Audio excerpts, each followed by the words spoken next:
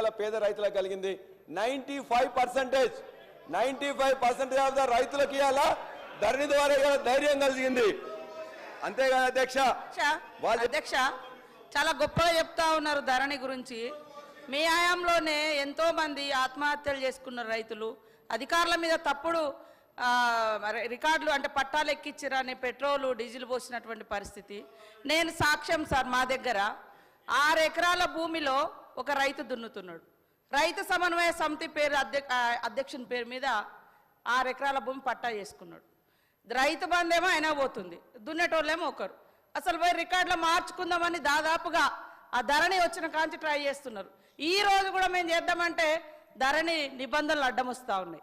నేను సాక్ష్యము ములుగులో రండి, కాసిందేవపేట దగ్గర చూపిస్తా. ఇట్లాంటి చాలా మీరు ఇచ్చినటువంటి ధరణిలో ఒకప్పుడు ఎంతోమంది భూ పోరాటాల ద్వారా సాధించుకున్నటువంటి భూములు ఉన్నాయి, లేదా అమ్ముకొని వచ్చినటువంటి వాళ్ళకు కూడా మీరు పట్టా చేసి ఇచ్చిర్రు, అమ్ముకున్నారు. పాపం కొనుక్కున్న వాళ్ళు ఈ భూమి కోసం మళ్ళీ వస్తారా అని అనుకొని పట్టాల మీద అంత ఆసక్తి ఎప్పుడు చూపట్లేదు సార్. వీళ్ళు ఎప్పుడైతే రైతు బంధు లేదా ధరణి అనేది తీసుకొచ్చిన తర్వాత అమ్ముకున్న వాళ్ళు కూడా ఇక మాకు కేసీఆర్ గారి హయాంలో పట్టా వచ్చింది కాబట్టి ఇది మాదే అని వస్తున్నారు. పాపం మీరు కాస్త కాలం కూడా తీసేసిర్రు, దున్నుకుంటున్నటువంటి ఆధారం లేకుండా చేసేసిర్రు. ఇవన్నీ మీరు చేసి మరి అద్భుతం అద్భుతం అంటే ఇప్పుడు మీరు అన్నట్టుగా గ్రామీణ ప్రాంతాల నుంచే మాకు ఎక్కువ రిజల్ట్ ఇచ్చిర్రు. ధరణి అంటేనే ఒక భయాన్ని ఇచ్చేటువంటి దానిలాగా మీరు ఆ యొక్క చట్టాన్ని చేసిర్రు కాబట్టే ఇవాళ తీసుకురావాల్సి వచ్చింది.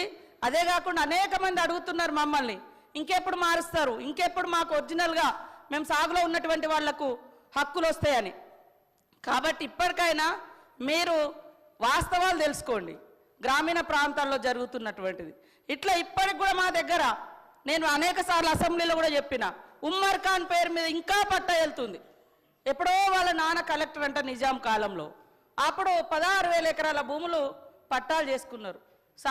మన రాజేశ్వర రెడ్డి అన్న గారికి కూడా తెలుసు మల్లంపల్లి ప్రాంతంలో ఏం జరుగుతుందో, మైనింగ్ కానీ ఇవి ఇతరత్ర కానీ. సాగులో ఒకరున్నారు, పట్టాలు ఒకరికి వచ్చింది, పాపం వాళ్ళకి ఎలాంటి ఆధారం లేకుండా అవుతున్నది, ఆత్మహత్యలు అవుతున్నాయి, హత్యలైనాయి. మీరు వీఆర్ఓలను తీసేసారు. ఎందుకు తీసేసారు? వాళ్ళు తప్పులు చేసినా తీసేసారు. మరి 5 ఏళ్ళు మీకు టైం ఉండే, కనీసం ఒక్క తప్పునైనా సరిదిద్దిండా? సరిదిద్ది మళ్ళీ ఎవరికైతే భూములు దక్కాలో వాళ్లకు హక్కు ఇచ్చిరా? ఇవ్వలేదు మీరు. కాబట్టే ఈరోజు ఇందిరమ్మ ప్రభుత్వంలో, ఎందుకంటే ఇందిరాగాంధీ గారు అంటేనే భూ పంపిణీకి ఆద్యురాలు. 7 times 7 విడతలుగా పేదలకు ఎస్సీ ఎస్టీలకు అసైన్ భూములు పంచినటువంటి ఘనత కాంగ్రెస్ ప్రభుత్వంది. ఆ పట్టాలు కూడా మీరేమంటారు, మీకు ఇది గవర్నమెంట్ భూమి కాబట్టి మేము గుంజుకుంటున్నాం అని లాక్కొని అనేక మందికి వాళ్ళ దగ్గర నుంచి లాక్కున్నారు. కొన్నాళ్ళు ఖాళీ ఉంచారు, తర్వాత ఎవరిదో పేరు వచ్చి అని ఉంటుంది, అదే గవర్నమెంట్ భూమి అనే పేరు మీద. కానీ గవర్నమెంట్ భూమి కాబట్టే ఆ రోజు ఇందిరాగాంధీ గారు ఎస్సీ ఎస్టీలకు వెట్టి చాకరి నుంచి విముక్తి కలిగించడం కోసం అసైన్ చట్టం తీసుకొచ్చి భూములు పంచింది. కానీ ఈరోజు చూస్తే అధ్యక్ష, సీలింగ్ యాక్ట్ తుంగలో తొక్కబడ్డది. కళ్ళ ముంగట్నే వందలాది ఎకరాలు, వేలాది ఎకరాలు ఫామ్ హౌజులతో కూడుకున్నటువంటి భూమి, ఏదైతే భూ వికేంద్రీకరణ జరిగిందో, భూ పంపిణీ వచ్చిందో, అది వాళ్ళ మళ్ళా కేంద్రీకృతమై ఒక్కొక్కరు మరి ఏ రకంగా ఫామ్ హౌజులు కనబడుతున్నాయో అది మరి సీలింగ్ యాక్ట్ కిందికి రాదా? కాబట్టి ఇట్లాంటి అన్నీ కూడా సీనన్న గారు రాబోయేటువంటి భూమాత ఏదైతే చట్టం ఉందో ఖచ్చితంగా ఇవన్నీ మీరు విస్తృతంగా చర్చకు పెట్టాలి. రైతుల యొక్క ఆవేదన వినాలి, ఆబ్జెక్షన్స్ తెలుసుకోవాలి. తద్వారా ఒక అద్భుతమైనటువంటి చట్టాన్ని పేదలు కూడా భూమి మీద ఆధారపడి జీవించేటువంటి హక్కును కల్పించే విధంగా తీసుకురావాలని కూడా వారిని కోరుతా ఉన్న అధ్యక్ష.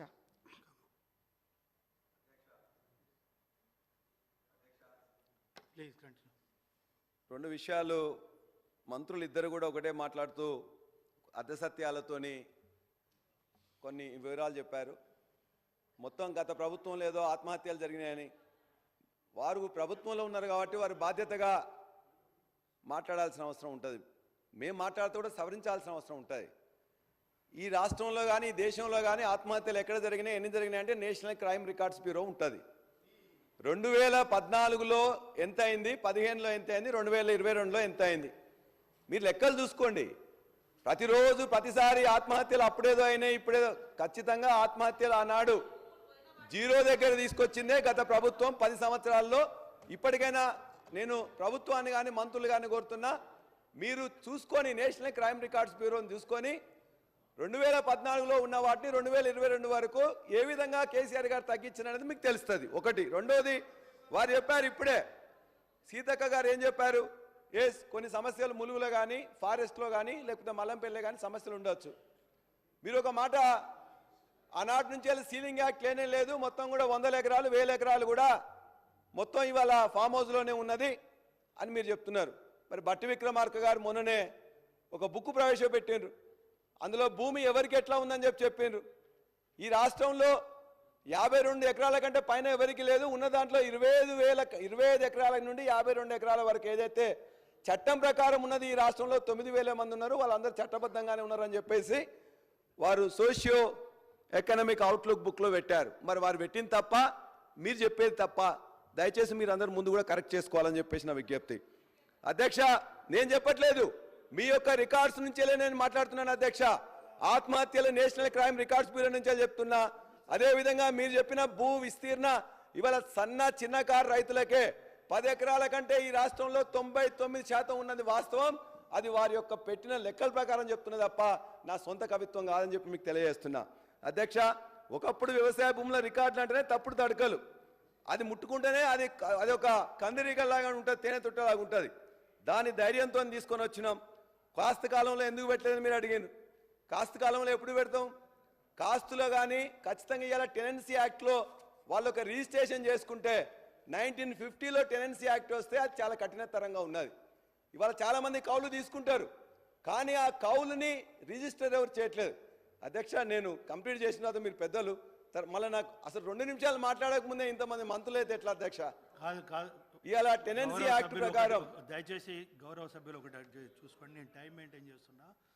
టెనెన్సీ యాక్ట్ ప్రకారం 23 మినిట్స్ మాట్లాడారు మీరు. అధ్యక్ష, నేను 45 మినిట్స్, మాకు ఎందుకంటే 37 సభ్యులు ఉన్నారు కాబట్టి. ఇప్పుడు సెకండ్ డిస్కషన్ కూడా మీ ఇంపార్టెంట్ డిస్కషన్. సార్ అధ్యక్ష, నేనేం వేరే మాట్లాడుతున్నాను అధ్యక్ష.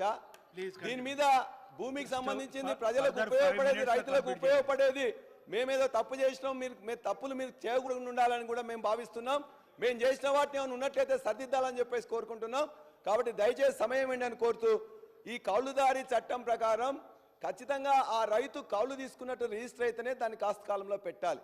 ఇవాళ కౌలు తీసుకున్న రైతులు ఒక పంటకో, ఒక సీజన్కో, ఒక సంవత్సరానికో తీసుకుంటున్నారు, రికార్డెడ్గా ఎక్కడ ఉండట్లేదు. కాబట్టి ఆ కాస్తు కాలంలో కానీ లేకపోతే శిస్తు కాలంలో కానీ వసూలు చేయని శిస్తు కోసం కాలంలో పెట్టాలని ఎందుకని చెప్పేసి దాన్ని సులభ పద్ధతిలో ఉండాలని, మరాఠీ పేర్లు ఉండకూడదని, తెలుగులో మనకు ఉపయోగపడే విధంగా ఉండాలనే ఉద్దేశంతో చేసింది తప్ప మిగతాయి కూడా ఈ ధరణి వల్ల కలిగిన ప్రయోజనాల్లో అనేక ఉన్నాయి. ఇలా బ్యాంకు రుణం పోతే ఇంతకుముందు లింక్ డాక్యుమెంట్స్ అని చాలా ఈజీ కావాలని చాలామంది అడిగారు అధ్యక్ష. ఇవాళ మనం ఇలా ధరణి పాస్బుక్ తీసుకున్నట్లయితే బ్యాంకులో ఇంకా ఏ డాక్యుమెంట్ అడుగుతలేరు అధ్యక్ష. ఇలా ఫౌతి నిర్ణయాధికారం కూడా కుటుంబాందే. ఇంతకుముందు ఎవరైనా డిసైడ్ చేసేది, సక్సెషన్ కూడా ఇలా కుటుంబమే డిసైడ్ చేసుకుంటట్టున్నది.